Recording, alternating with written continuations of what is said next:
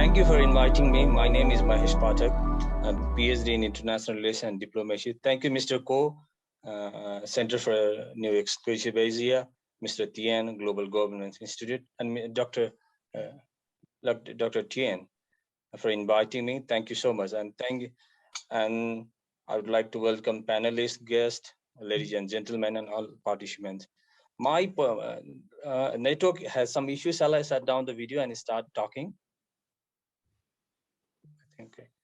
So my presentation today is the cognition welfare in Russia-Ukraine conflict, and my heading is relation for Nepal. All of my guests are here. They are talking especially Russia issues, but I'm more focusing on Nepal. Is it okay? So the fundamental objective of Nepal foreign policy is to enhance dignity by safeguarding sovereignty, territorial integrity, independence, right, and peace and global harmony. But the impact of Russia-Ukraine conflict in Nepal. The conflict in Ukraine has hardly any impact in Nepal. Nepal has diplomatic relations with Ukraine, but Nepal does not have any embassy in Ukraine, or hasn't changed any official vision between two nations. Coming to the Russia has been helping Nepal to move forward economic. Russia has made significant contribution in Nepal economic and social development. So there isn't any direct impact on our thing. In spite some skyrocketing fuel prices, food prices. The thing is, the invasion of Russia, the invasion of Ukraine raises some uncomfortable question for small powers like Nepal. For the invasion has directly raised question about sovereignty of small powers. Sovereignty has been the center for issue for these small nations. The Russian action exposes the shallowness of the construct for a small power like us. Nepal has been always been very neutral, non-aligned to any cases, but today's case, Nepal views the principle of sovereignty and territorial integrity in this case. So it's it is a rare move for Nepal, which normally maintains a neutral stance on global conflicts. The Himalayan nation has good ties with Russia and the West. Nepal's support for Ukraine has triggered in debate in Nepal about countries' foreign policy shift. Nepal's support for UN resolutions should not be viewed through the lens of non-alignment. Nepal supports justice, peace, UN Charter, and international law.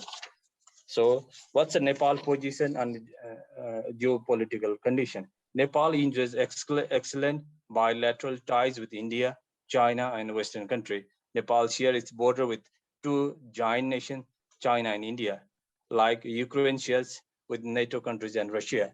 In addition, Nepal is presently confronted by not just two, but three powers. The controversy over Millennium Challenge Corporation, we call it MCC, is a serious matter for Nepal. The balance of power should be Nepal's first policy priority. Nepal should thus maintain balanced relations with two giant nations, India, China, and the West.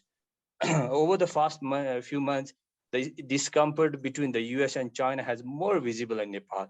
The US efforts to get MCC Compact Agreement ratified through Nepal's parliament and China's overall response to the MCC bring them face to face. Recently, Chinese Foreign Minister Wang Yi made a 3-day visit in Nepal. Wang Yi's visit to Nepal come to a heels of the ratification of MCC Nepal Compact.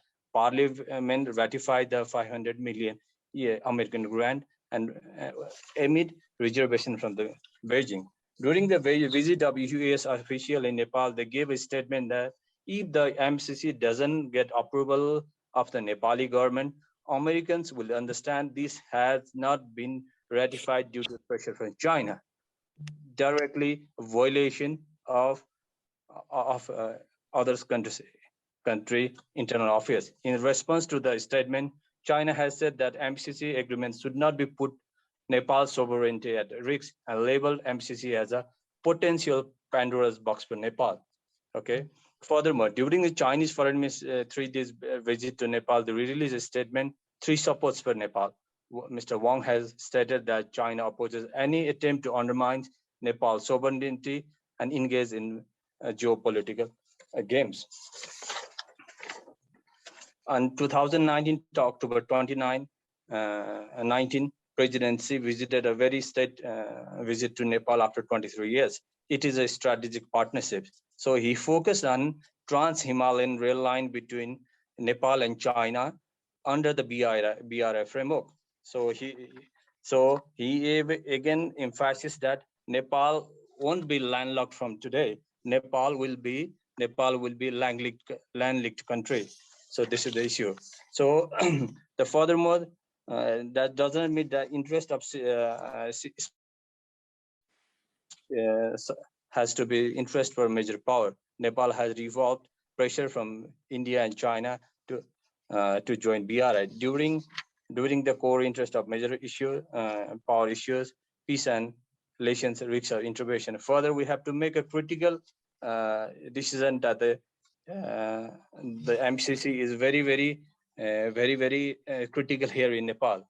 The 500 million grant is not a big hasn't been a very big money, but it has in public diaspora in Nepal has been very critical with the money, because there are so many clauses in MCC. There are so many clauses in MCC. People feel people say it's against the sovereignty. There are many clauses. There are many points that is very much protesting in Nepal. So the thing is, in this scenario, I take this scenario as same as Ukraine.